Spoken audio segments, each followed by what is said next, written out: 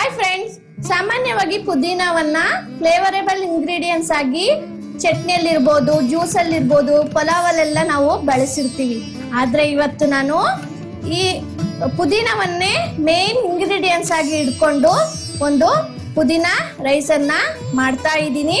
ತುಂಬಾ ಫಟಾಫಟ್ ಆಗಿ ಇದನ್ನ ಮಾಡಬಹುದು. ಅಷ್ಟೇ ಅಲ್ಲದೆ ತುಂಬಾ ಟೇಸ್ಟಿ ಆಗಿನೂ ಸಹ ಇರುತ್ತೆ. ಇದನ್ನ ಈ ವಿಡಿಯೋವನ್ನ ಕೊನೆವರೆಗೂ ಸಹ ಸ್ಕಿಪ್ ಮಾಡದೆ ನೋಡಿ. ಜೊತೆಗೆ ನೀವು ಸಹ ಮನೆಯಲ್ಲಿ ಟ್ರೈ ಮಾಡಿ ಯಾವ ರೀತಿ ಬಂತು ಅಂತ ಕಾಮೆಂಟ್ ಸೆಕ್ಷನ್ ಅಲ್ಲಿ ತಿಳಿಸಿ. ನಮಸ್ಕಾರ ಸ್ನೇಹಿತರೆ, ನಮ್ಮ ನಿರೀಕ್ಷೆ ಟಿವಿ ಕುಕಿಂಗ್ ಚಾನೆಲ್ಗೆ ಆತ್ಮೀಯ ಸ್ವಾಗತ. ನಾವು ಯಾವಾಗ್ಲೂ ಬ್ರೇಕ್ಫಾಸ್ಟ್ ಮಾಡುವಂತ ಸಮಯದಲ್ಲಿ ಏನ್ ಮಾಡೋದಪ್ಪ, ಯಾಕೆಂದ್ರೆ ಯಾವಾಗ್ಲೂ ಇಡ್ಲಿ, ದೋಸೆ, ಪುಲಾವ್ನೆಲ್ಲ ಮಾಡಿ ಬೇಜಾರಾಗಿರುತ್ತಲ್ವಾ, ಏನ್ ಮಾಡೋದು ಅಂತ ಯೋಚನೆ ಮಾಡ್ತಾ ಇರ್ತೀವಿ. ಅದಕ್ಕೋಸ್ಕರ ಇವತ್ತು ನಾನು ಒಂದು ಒಳ್ಳೆ ಬ್ರೇಕ್ಫಾಸ್ಟ್ ರೆಸಿಪಿ ಅಂತಾನು ಹೇಳ್ಬೋದು, ಜೊತೆಗೆ ಹೆಲ್ತಿಗೂ ಸಹ ತುಂಬಾ ಒಳ್ಳೇದಾಗಿರುವಂತ ಈಸಿಯಾಗಿ ಮಾಡಬಹುದಾದಂತಹ ಒಂದು ಪುದೀನ ಪಲಾವನ್ನ ಯಾವ ರೀತಿಯಾಗಿ ಮಾಡೋದು ಅಂತ ತೋರಿಸ್ಕೊಡ್ತಾ ಇದ್ದೀನಿ. ಇದುವರೆಗೂ ಚಾನಲ್ಗೆ ಸಬ್ಸ್ಕ್ರೈಬ್ ಆಗದೆ ಇರೋರು ದಯವಿಟ್ಟು ಚಾನಲ್ನ ಸಬ್ಸ್ಕ್ರೈಬ್ ಆಗಿ, ಪಕ್ಕದಲ್ಲಿರುವಂತ ಬೆಲ್ ಗಂಟೆಯನ್ನು ಒತ್ತಿ. ಇದರಿಂದ ನಾವು ಮಾಡುವಂತ ಹೊಸ ರೆಸಿಪಿಗಳು ಆದಷ್ಟು ಬೇಗ ನಿಮ್ಮನ್ನ ತಲುಪುತ್ತೆ. ಬನ್ನಿ ಈಗ ರೆಸಿಪಿಯನ್ನ ಮುಂದುವರಿಸೋಣ.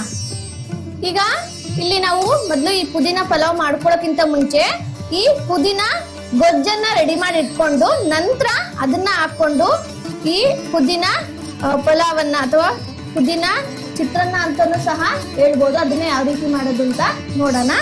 ಮೊದಲಿಗೆ ಇಲ್ಲಿ ನಾನು ಕ್ಲೀನ್ ಆಗಿ ತೊಳ್ಕೊಂಡು ಕಡ್ಡಿ ಎಲ್ಲ ತೆಗೆದ್ಬಿಟ್ಟು ಎಲೆ ಮಾತ್ರ ತಗೊಂಡಿರುವಂತ ಒಂದು ಇಡೀ ಆಗೋಷ್ಟು ಪುದೀನ ತಗೊಂಡಿದ್ದೀನಿ.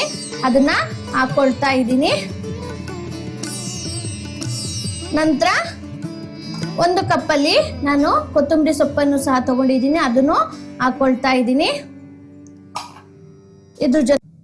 ಇದ್ರ ಜೊತೆಗೆ ಒಂದು 5 ಗ್ರೀನ್ ಚಿಲ್ಲಿಯನ್ನ ತಗೊಂಡಿದ್ದೀನಿ, ಅದನ್ನು ಹಾಕೊಳ್ತಾ ಇದ್ದೀನಿ. ಖಾರ ನೋಡ್ಬಿಟ್ಟು ನೀವು ಬಳಸ್ಬೋದು. ಜೊತೆಗೆ 1 ಸ್ಪೂನು ಜೀರಿಗೆಯನ್ನ ಹಾಕೊಳ್ತಾ ಇದ್ದೀನಿ. 1-2 ಏಲಕ್ಕಿಯನ್ನ ಹಾಕೊಳ್ತಾ ಇದ್ದೀನಿ ಟೇಸ್ಟಿಗೋಸ್ಕರ, ಫ್ಲೇವರಿಗೋಸ್ಕರ. ನಂತರ 1 ಸ್ಪೂನ್ ಅಷ್ಟು ಮೆಣಸನ್ನ ಹಾಕೊಳ್ತಾ ಇದ್ದೀನಿ. ಇದಾದ ನಂತರ ಇಲ್ಲಿ ನಾನು 1 ಇಂಚಷ್ಟು ಶುಂಠಿಯನ್ನ ತಗೊಂಡಿದ್ದೀನಿ, ಅದನ್ನು ಹಾಕೊಳ್ತಾ ಇದ್ದೀನಿ. ಜೊತೆಗೆ ಒಂದು 10-12 ಎಸ್ಲು ಬೆಳ್ಳುಳ್ಳಿಯನ್ನ ತಗೊಂಡಿದ್ದೀನಿ, ಅದನ್ನು ಸಹ ಹಾಕೊಳ್ತಾ ಇದ್ದೀನಿ. ಈಗ ಇದೆಲ್ಲದನ್ನು ಹಾಕೊಂಡ್ಬಿಟ್ಟು ನಾವು ಇದನ್ನ ಗ್ರೈಂಡ್ ಮಾಡ್ಕೊಂಡ್ ಬರೋಣ, ಅಂದ್ರೆ ಫೈನು ಪೇಸ್ಟ್ ಮಾಡ್ಕೊಳ್ಬೇಕು. ನೋಡ್ತಾ ಇದ್ದೀರಲ್ವಾ, ಈ ಪುದೀನ ಪೇಸ್ಟ್ ಅಂದ್ರೆ ಇದು ರೆಡಿ ಆಗಿದೆ. ಇದನ್ನ ನಾವೀಗ ಒಗ್ಗರಣೆ ಹಾಕೋಣ. ಈ ಒಗ್ಗರಣೆ ಹಾಕೊಂಡ್ಮೇಲೆ ಇದನ್ನ ನಾವು ತಿಂಗಳವರೆಗೂ ಸಹ ನಾವು ಸ್ಟೋರ್ ಮಾಡಿ ಇಡ್ಬೋದು, ಯಾವುದೇ ಕಾರಣಕ್ಕೆ ಕೆಡೋದಿಲ್ಲ. ಓಕೆ, ಈಗ ಇದನ್ನ ಒಂದು ಬೌಲಿಗೆ ಹಾಕೊಳ್ಳೋಣ. ಈಗ ನಾನು ಗ್ಯಾಸ್ ಮೇಲೆ ಒಂದು ಪ್ಯಾನ್ ಅನ್ನ ಇಟ್ಬಿಟ್ಟು ಬಿಸಿ ಮಾಡ್ಕೊಂಡಿದ್ದೀನಿ. ಬಿಸಿ ಮಾಡ್ಕೊಂಡ ನಂತರ ಇಲ್ಲಿ ನಾನು ಸ್ವಲ್ಪ ಆಯಿಲ್ ಅನ್ನ ಹಾಕೊಳ್ತಾ ಇದ್ದೀನಿ. ಈಗ ಆಯಿಲ್ ಬಿಸಿ ಆದ್ಮೇಲೆ ನಾವು ಈ ರುಬ್ಬಿಟ್ಕೊಂಡಿದ್ದಂತ ಗೊಜ್ಜಿತ್ತಲ್ಲ ಅದನ್ನ ಹಾಕೊಳ್ಳೋಣ. ಹಾಕೊಂಡ್ಬಿಟ್ಟು ಚೆನ್ನಾಗಿ ಮಿಕ್ಸ್ ಮಾಡಬೇಕು. ಇದ್ರ ಜೊತೆಗೆ ಇವಾಗಲೇ ನಾವು ರುಚಿಗೆ ತಕ್ಕಷ್ಟು ಉಪ್ಪನ್ನ ಹಾಕೊಂಡ್ಬಿಡೋಣ. ನೋಡ್ಬಿಟ್ಟು ಉಪ್ಪನ್ನ ಹಾಕೊಳ್ಬೇಕು, ಕಾಣಿಸ್ತಾ ಇದೆಯಲ್ಲ. ಈಗ ಇದನ್ನ ಚೆನ್ನಾಗಿ ಮಿಕ್ಸ್ ಮಾಡ್ಕೊಳ್ಬೇಕು.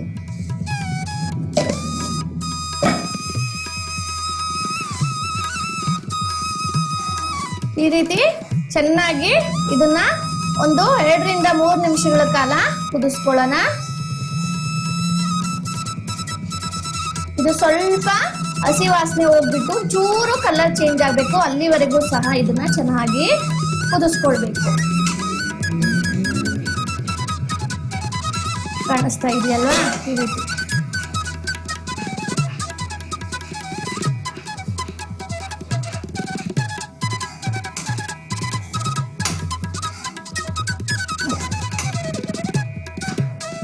ನೋಡ್ತಾ ಇದ್ರಲ್ಲ, ಇದು ನಿಧಾನಕ್ಕೆ ಸ್ವಲ್ಪ ಕಲರ್ ಚೇಂಜ್ ಆಗ್ತಾ ಇದೆ. ಅಷ್ಟೇ ಅಲ್ಲದೆ ನಮ್ಮ ಚಾನಲ್ನಲ್ಲಿ ಈ ಪುದೀನದಿಂದ ಎಷ್ಟೊಂದು ರೆಸಿಪಿಗಳನ್ನ ಮಾಡಿದೀವಿ. ಅದರಲ್ಲಿ ಪುದೀನ ಜ್ಯೂಸ್ ಇರ್ಬೋದು, ಜೊತೆಗೆ ಆಲೂ ಪುದೀನ ಅಂತ ನಾವು ರೆಸಿಪಿಯನ್ನ ಸಹ ಮಾಡಿದೀವಿ. ಅದನ್ನು ಸಹ ನಮ್ಮ ವಿಡಿಯೋದ ಕೊನೆಯಲ್ಲಿ ಎಂಡ್ ಸ್ಕ್ರೀನ್ ಬರುತ್ತಲ್ಲ, ಅಲ್ಲಿ ಲಿಂಕ್ ಅನ್ನ ಹಾಕಿರ್ತೀವಿ, ಅಲ್ಲಿ ನೀವು ಚೆಕ್ ಮಾಡ್ಬೋದು. ಅಷ್ಟೇ ಅಲ್ಲದೆ ಪುದೀನದಿಂದ ಎಷ್ಟೊಂದು ಬೆನಿಫಿಟ್ಸ್ ಇದೆ. ಯಾಕೆಂದ್ರೆ ಯಾರಿಗಾರು ನೆಗಡಿ ಇದ್ರೆ ಈ ಎಲೆಗಳನ್ನ ತಿಂದ್ರೆ ನೆಗಡಿ ಬೇಗ ಹೋಗುತ್ತೆ. ಅಷ್ಟೇ ಅಲ್ಲದೆ ಶ್ವಾಸಕೋಶದಲ್ಲಿ ಕಫ ಕಟ್ಟಿದ್ರೆ ಇವನ್ನ ಎಲೆಗಳನ್ನ ಒಂದೊಂದೇ ತಿಂತಾ ಇದ್ರೆ ಕಫ ಕ್ಲಿಯರ್ ಆಗುತ್ತೆ. ಇದರಿಂದ ನಮಗೆ ಉಸಿರಾಡಕ್ಕೂ ಸಹ ಸಹಾಯ ಆಗುತ್ತೆ.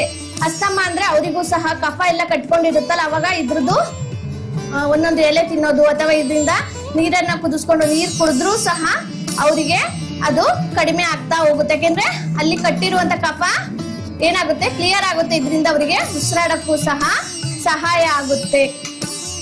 ನೋಡ್ತಾ ಇದ್ರಲ್ಲ, ಈಗ ಇದು ಕಲರ್ ಚೇಂಜ್ ಆಗ್ತಾ ಇದೆ. ಈಗ ಇದನ್ನ ನಾವು ಆಫ್ ಮಾಡಿಕೊಂಡು ಒಂದು ಬೌಲಲ್ಲಿ ತೆಗೆದಿಟ್ಕೊಳ್ಳೋಣ.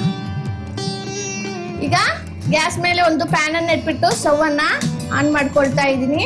ಈಗ ಪ್ಯಾನ್ ಸ್ವಲ್ಪ ಬಿಸಿ ಆಗ್ಬೇಕು. ಬಿಸಿ ಆದ್ಮೇಲೆ ಸ್ವಲ್ಪ ಆಯಿಲ್ ಅನ್ನ ಹಾಕೊಳ್ಳೋಣ.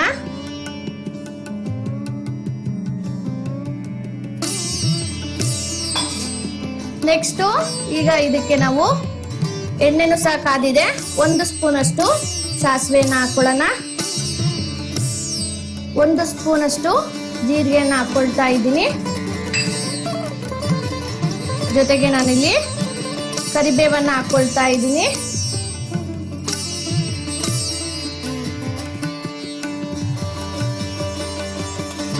ಇದನ್ನ ಈಗ ಚೆನ್ನಾಗಿ ಈ ರೀತಿ ಮಿಕ್ಸ್ ಮಾಡ್ಕೊಳ್ಳೋಣ.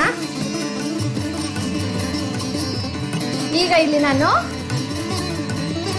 1-2 ಸ್ಪೂನ್ ಅಷ್ಟು ಕಡಲೆ ಬೀಜನ ತಗೊಂಡಿದ್ದೀನಿ, ಅದನ್ನ ಹಾಕೊಳ್ತಾ ಇದ್ದೀನಿ. ನೀವು ಬೇಕಾದ್ರೆ ಬಟಾಣಿ ಇದ್ರೆ ಹಸಿ ಬಟಾಣಿಯನ್ನು ಸಹ ಹಾಕೊಳ್ಬೋದು. ಇದನ್ನ ಚೆನ್ನಾಗಿ ಫ್ರೈ ಮಾಡ್ಕೊಳ್ಳಿ. ಇದು ಸ್ವಲ್ಪ ಕಲರ್ ಚೇಂಜ್ ಆಗಬೇಕು ಕಡಲೆ ಬೀಜ, ಅಲ್ಲಿವರೆಗೂ ಫ್ರೈ ಮಾಡ್ಕೊಳ್ಳಿ.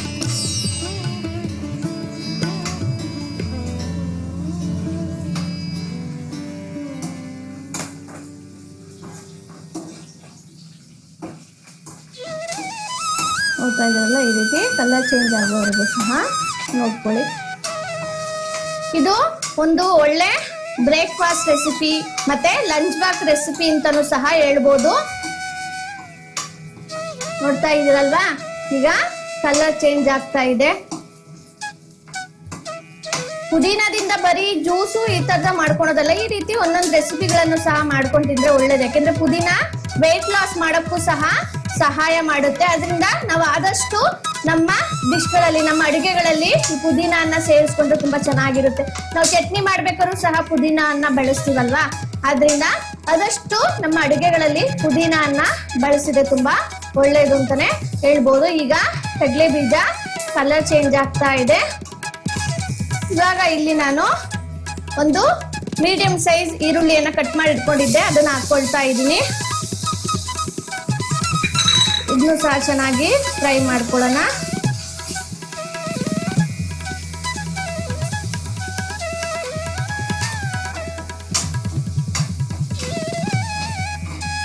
ಅದ್ರ ಜೊತೆಗೆ ಒಂದು ಟೊಮೆಟೊವನ್ನ ಕಟ್ ಮಾಡಿ ಇಟ್ಕೊಂಡಿದ್ದೆ, ಅದನ್ನು ಸಹ ಹಾಕೊಳ್ತಾ ಇದ್ದೀನಿ. ಅದನ್ನು ಚೆನ್ನಾಗಿ ಮಿಕ್ಸ್ ಮಾಡಿಕೊಂಡು 1-2 ನಿಮಿಷಗಳ ಕಾಲ ಫ್ರೈ ಮಾಡ್ಕೊಳ್ಳೋಣ.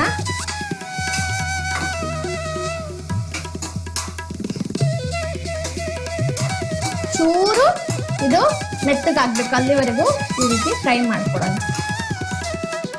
ಇದ್ರ ಜೊತೆಗೆ 4 ಗೋಡಂಬಿಯನ್ನ ಹಾಕೊಳ್ತಾ ಇದ್ದೀನಿ, ಅದನ್ನು ಸಹ ಫ್ರೈ ಮಾಡ್ಕೊಳ್ತಾ ಇದ್ದೀನಿ. ನೆಕ್ಸ್ಟ್ ಇಲ್ಲಿ ನಾನು ರುಚಿಗೆ ತಕ್ಕಷ್ಟು ಉಪ್ಪನ್ನು ಹಾಕ್ಕೊಳ್ತೀನಿ.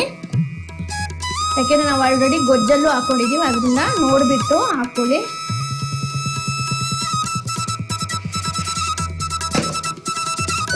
ಈಗ ಒಂದ್ಸತಿ ಇದನ್ನ ಚೆನ್ನಾಗಿ ಮಿಕ್ಸ್ ಮಾಡ್ಕೊಳ್ಳೋಣ.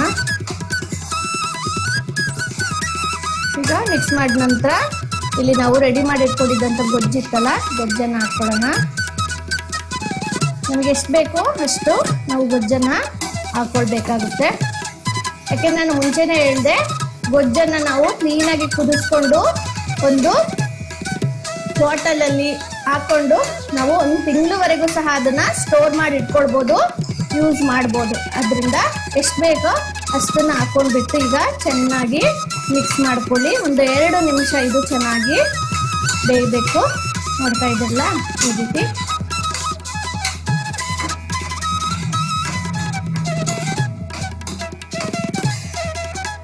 ಈಗ ಇದು ಚೆನ್ನಾಗಿ ಬೆಂದಿದೆ. ಈಗ ಇದಕ್ಕೆ ನಾವು ರೆಡಿ ಮಾಡಿ ಇಟ್ಕೊಂಡಿದ್ದಂತ ರೈಸನ್ನ ಸೇರಿಸ್ಕೊಳ್ಳೋಣ. ಈಗ ನಾನಿಲ್ಲಿ ರೆಡಿ ಮಾಡಿ ಇಟ್ಕೊಂಡಿದ್ದಂತ ರೈಸನ್ನ ಸೇರಿಸ್ಕೊಳ್ತಾ ಇದ್ದೀನಿ, ಹಾಕೊಳ್ತಾ ಇದ್ದೀನಿ. ನೋಡಿ, ಈ ರೀತಿ ಹಾಕೊಂಡ್ಬಿಟ್ಟು ಚೆನ್ನಾಗಿ ಮಿಕ್ಸ್ ಮಾಡ್ಕೊಳ್ಬೇಕು. ನೋಡ್ತಾ ಇದ್ದೀರಲ್ಲ, ಇದನ್ನ ನಾವು ಚೆನ್ನಾಗಿ ಮಿಕ್ಸ್ ಮಾಡ್ಕೊಂಡಿದ್ದಾಯ್ತು. ಈಗ ಇದು ರೆಡಿ ಆಗಿದೆ. ನಾವು ಇವಾಗ ಗ್ಯಾಸನ್ನ ಆಫ್ ಮಾಡ್ಕೊಳ್ಳೋಣ. ಈಗ ಇದನ್ನ ನಾನು ಒಂದು ಪ್ಲೇಟಿಗೆ ಸರ್ವ್ ಮಾಡ್ಕೊಳ್ತೀನಿ. ನೋಡ್ತಾ ಇದ್ದೀರಲ್ವಾ ಎಷ್ಟು ಉದ್ರುದ್ರಾಗಿ ರೆಡಿಯಾಗಿದೆ ಅಂತ.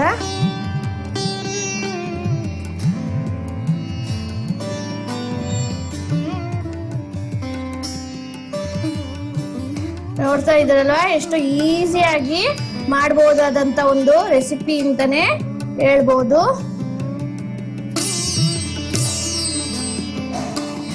ನೋಡ್ತಾ ಇದ್ದೀರಲ್ಲ,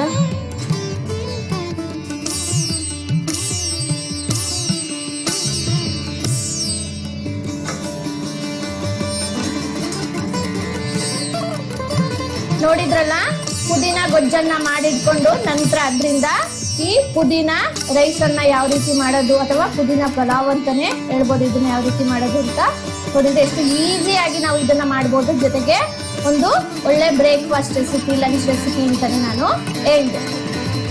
ಈ ವಿಡಿಯೋ ಇಷ್ಟವಾಗಿದ್ರೆ ಲೈಕ್ ಮಾಡಿ, ಶೇರ್ ಮಾಡಿ. ನಿಮ್ಮ ಈ ಲೈಕ್ ಮತ್ತು ಶೇರ್ಗಳು ನಮಗೆ ಇದೇ ತರಹದ ಹೊಸ ಹೊಸ ರೆಸಿಪಿಗಳನ್ನ ಮಾಡುವಲ್ಲಿ ನಮ್ಮನ್ನ ಹುರಿದುಂಬಿಸುತ್ತೆ. ಸಾಧ್ಯವಾದ್ರೆ ಕಮೆಂಟ್ ಸೆಕ್ಷನ್ ಅಲ್ಲಿ ನಿಮ್ಮ ಅನಿಸಿಕೆ, ಅಭಿಪ್ರಾಯಗಳನ್ನ ತಿಳಿಸ್ಬೋದು. ಜೊತೆಗೆ ನಿಮಗೆ ಇಷ್ಟವಾಗಿರುವಂತ ಯಾವ್ದಾದ್ರು ರೆಸಿಪಿ ಇದ್ರೂ ಸಹ ಅದನ್ನು ನೀವು ಕಮೆಂಟ್ ಸೆಕ್ಷನ್ ಅಲ್ಲಿ ತಿಳಿಸಿ. ನಮ್ಮ ಮುಂದಿನ ರೆಸಿಪಿಗಳಲ್ಲಿ ಮಾಡೋಕೆ ಟ್ರೈ ಮಾಡ್ತೀವಿ. ಇದ್ರ ಜೊತೆಗೆ ನಿಮಗೆ ತಿಳಿದಿರ್ಬೋದು ಒಂದು ರೆಸಿಪಿಯನ್ನ ಮಾಡೋಕೆ ಎಷ್ಟು ಟೈಮು ಎಫರ್ಟ್ ಬೇಕಾಗುತ್ತೆ ಅಂತ. ಅಷ್ಟೇ ಅಲ್ಲದೆ ನಮ್ಮ ಚಾನೆಲ್ ನಲ್ಲಿ ಇದುವರೆಗೂ 150 ವಿಡಿಯೋಗಳನ್ನ, ರೆಸಿಪಿಗಳನ್ನ ನಾವು ಮಾಡಿದೀವಿ. ನಿಮ್ಮಿಂದ ಸಪೋರ್ಟ್ ಸಹ ಸಿಕ್ಕಿದೆ. ಆದ್ರೂ ಸಹ ಇನ್ನೂ ಹೆಚ್ಚಿನ ಸಪೋರ್ಟ್ ಅನ್ನ ನಾವು ನಿರೀಕ್ಷೆ ಮಾಡ್ತಾ ಇದ್ದೀವಿ. ಜೊತೆಗೆ ನಮ್ಮ ರೆಸಿಪಿಗಳನ್ನ ನೋಡಿನೂ ಇದುವರೆಗೆ ಸಬ್ಸ್ಕ್ರೈಬ್ ಆಗದೆ ಇರೋರು ದಯವಿಟ್ಟು ಸಬ್ಸ್ಕ್ರೈಬ್ ಮಾಡ್ಕೊಳ್ಳಿ. ಜೊತೆಗೆ ನಿಮ್ಮ ಫ್ರೆಂಡ್ ಸರ್ಕಲ್ ಅಲ್ಲೂ ನಮ್ಮ ರೆಸಿಪಿಗಳನ್ನ ಶೇರ್ ಮಾಡಿ. ಇದರಿಂದ ನಮಗೆ ಇನ್ನೂ ಹೆಚ್ಚಿನ ಸಪೋರ್ಟು ಸಿಕ್ಕಿದಂಗಾಗುತ್ತೆ. ಸೋಷಿಯಲ್ ಮೀಡಿಯಾಗಳಾದ ವಾಟ್ಸಪ್ ಚಾನಲ್, ಫೇಸ್ಬುಕ್, ಇನ್ಸ್ಟಾಗ್ರಾಮ್ ನಲ್ಲೂ ನಮ್ಮ ನಿರೀಕ್ಷೆ ಟಿವಿ ಕುಕಿಂಗ್ ಚಾನಲ್ ನ ಪೇಜ್ ಅವೈಲೇಬಲ್ ಇದೆ. ಅಲ್ಲೂ ಸಹ ನಮ್ಮನ್ನ ಬೆಂಬಲಿಸುವ ಮೂಲಕ ಸಪೋರ್ಟ್ ಮಾಡಬಹುದು. ಸರಿ ಸ್ನೇಹಿತರೆ, ಇದೇ ರೀತಿಯಾದಂತ ಹೊಸ ರೆಸಿಪಿಯೊಂದಿಗೆ ಮತ್ತೆ ಸಿಗೋಣ. ನಮಸ್ಕಾರ.